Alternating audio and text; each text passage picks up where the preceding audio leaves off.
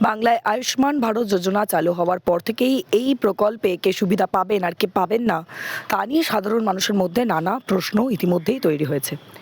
এই পরিস্থিতিতে গুরুত্বপূর্ণ ঘোষণা করলেন মুখ্যমন্ত্রী শুভেন্দু অধিকারী। তিনি জানালেন যে যারা আয়ুষ্মান ভারত যোজনার আওতায় আসবেন না তাদের জন্য রাজ্যে চালু করা হবে মুখ্যমন্ত্রী স্বাস্থ্য বীমা যোজনা। মুর্শিদাবাদের রেজিনগরের এক জনসভা থেকে তিনি এই ঘোষণা করেন। এক্ষেত্রে মুখ্যমন্ত্রীর দাবি যে এই নতুন প্রকল্পের মাধ্যমে উপভোক্তারা বছরে সর্বোচ্চ 5 লক্ষ টাকা পর্যন্ত ক্যাশলেস চিকিৎসার সুবিধা পাবেন। একদমই তাই, অর্থাৎ হাসপাতালে ভর্তি হয়ে চিকিৎসার ক্ষেত্রে নির্দিষ্ট সীমা পর্যন্ত কোনো টাকা দিতে হবে না। এক্ষেত্রে শুধুমাত্র কিন্তু পশ্চিমবঙ্গেই নয়, দেশের বিভিন্ন প্রান্তে তালিকাভুক্ত হাসপাতালেও এই সুবিধা পাওয়া যাবে, এমনটাই কিন্তু জানিয়েছেন মুখ্যমন্ত্রী শুভেন্দু অধিকারী। এখানে তিনি গুরুত্বপূর্ণ বিষয়ে যেটা জানিয়েছেন তা হলো আয়ুষ্মান ভারত যোজনার ক্ষেত্রে বেশ কিছু আর্থসামাজিক শর্ত কিন্তু রয়েছে। মূলত আপনাদেরকে জানাবো যে আর্থিকভাবে দুর্বল ও প্রান্তিক পরিবারগুলিকে এই প্রকল্পের আওতায় রাখা হয়, যেমন কাঁচা বাড়িতে বসবাসকারী দিনমজুর, গৃহহীন বা অর্থনৈতিকভাবে পিছিয়ে থাকা পরিবাররা এই সুবিধা পেতে পারেন।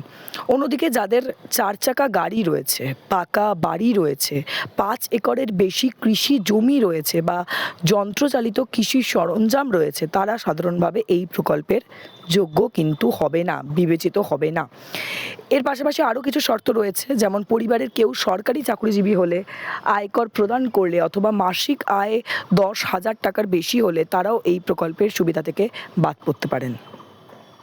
রেশন কার্ড সংক্রান্ত নির্দিষ্ট কিছু নিয়মও কিন্তু এক্ষেত্রে রয়েছে, তবে একটি গুরুত্বপূর্ণ ব্যতিক্রমও রাখা হয়েছে, তা হলো যে আবেদনকারীর বয়স যদি 70 বা তার বেশি হয় তাহলে আয়ের পরিমাণ যাই হোক না কেন তিনি আয়ুষ্মান ভারত যোজনার সুবিধা পাওয়ার যোগ্য হতে পারেন। এখন যেটা প্রশ্ন তা হলো যে যারা এই সমস্ত শর্তের কারণে আয়ুষ্মান ভারত যোজনার বাইরে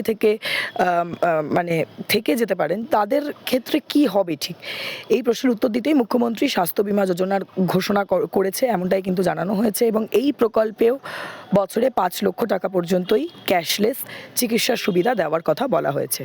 ফলে বোঝাই যাচ্ছে যে যারা আয়ুষ্মান ভারতের তালিকায় জায়গা পাবেন না তাদের জন্য কিন্তু চিকিৎসা ক্ষেত্রে একটি বিকল্প সরকারি স্বাস্থ্য বীমার ব্যবস্থা তৈরি করার চেষ্টা করা হচ্ছে। তবে এই বিষয়টি কিন্তু এখানেই আমি একেবারে শেষ করব না, আরও কিছু ইনফরমেশন আছে। যেমন বর্তমানে রাজ্য জুড়ে আয়ুষ্মান ভারত যোজনার কাজ দ্রুত গতিতে চলছে।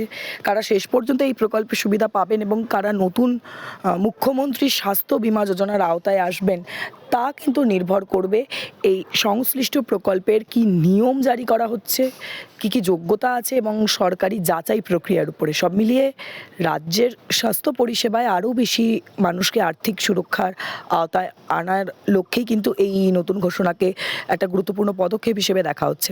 এখন আমাদের নজর থাকবে যে এই প্রকল্পের বাস্তবায়ন কতটা হচ্ছে এবং উপভোক্তা নির্বাচনের পরবর্তী প্রক্রিয়া ঠিক কী থাকছে তার উপরে।